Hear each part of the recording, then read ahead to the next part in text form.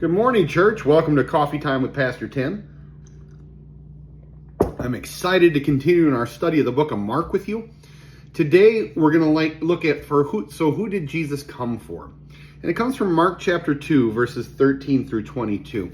If you'd like to read along with me, that's Mark chapter 2, verses 13 through 22. Once again, Jesus went out beside the lake. A large crowd came to him, and he began to teach them. As he walked along, he saw Levi, son of Alphaeus, sitting at the tax collector's booth. "Follow me," Jesus told him.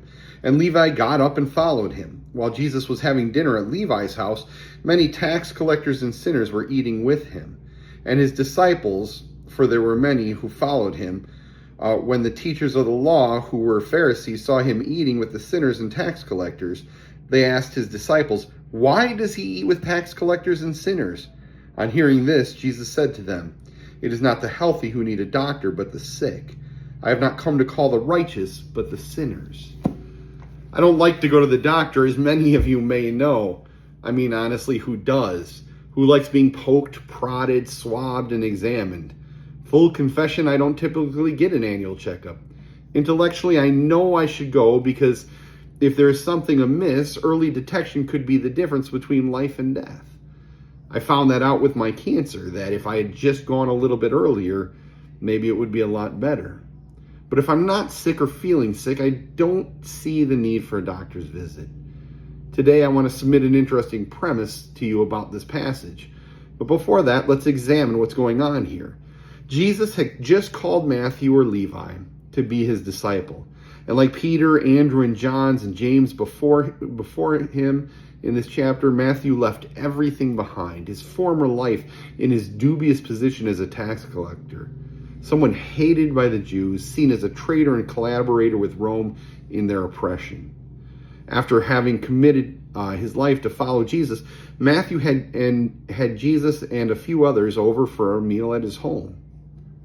But the Pharisees again took exception with Jesus' ways. They were upset that the company he was keeping, tax collectors and sinners, they called them. They didn't understand why Jesus would associate with these people whom they deemed irredeemable and unworthy of God's kingdom. And as usual, Jesus takes them to task, saying, "It is not the healthy who need a doctor, but the sick. I have not come to call the righteous, but the sinners." Now here's my premise. When Jesus stated, "I have not come to call the righteous, but the sinners," he was in fact referring to everyone in that room.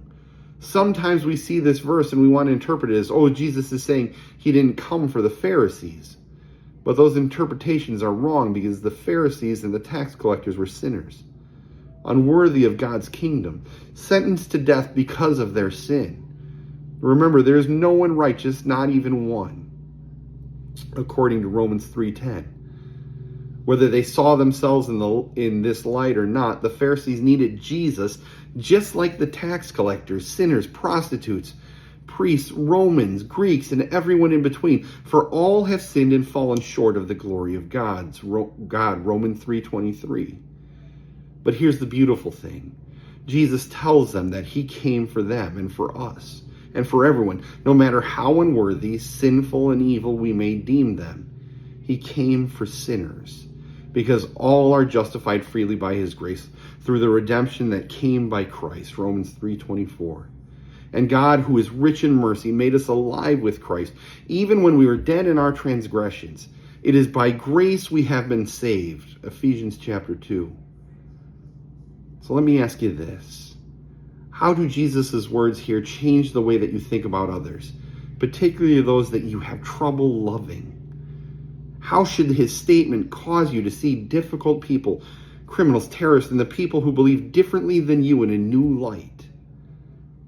Pray this week for a group of people that you have trouble loving.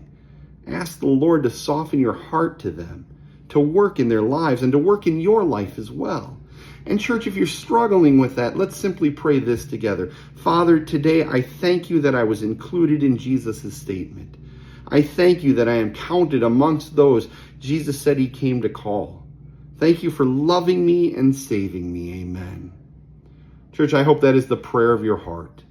I hope that his love abounds in you so much that you want to share it with others. Thank you so much for spending a few minutes with me. If you're ever interested in coming to church on Sundays, we have it every Sunday morning at 9 a.m. at Richland and 10:30 at McConnell, and we'd love to see you at either service. If not, I look forward to seeing you next Wednesday morning. Have a blessed week.